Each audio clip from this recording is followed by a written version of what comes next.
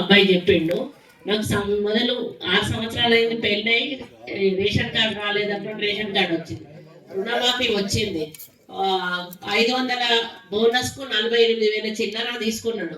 ఈ రోజు రైతు భరోసా తీసుకున్నాడు.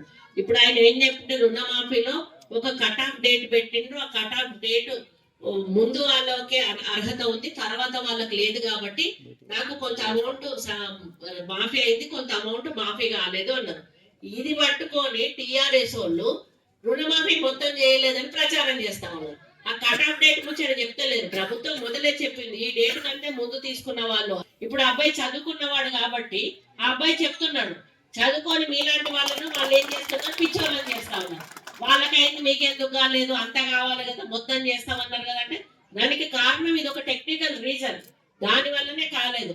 అబ్బాయి బీటెక్ చదువుకున్నాడు, మా దగ్గర పొద్దున లేచి వస్తారు పేపర్లు పట్టుకొని ఉద్యోగం ఇవ్వాలి. ఉద్యోగాలు అందరికి రావు. ఇప్పుడు అబ్బాయి బీటెక్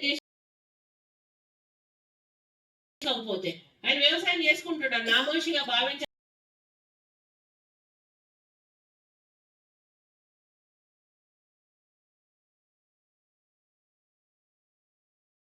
చిరంజీవిగా ఉండాలి, అందరికీ ఆదర్శంగా ఉండాలి.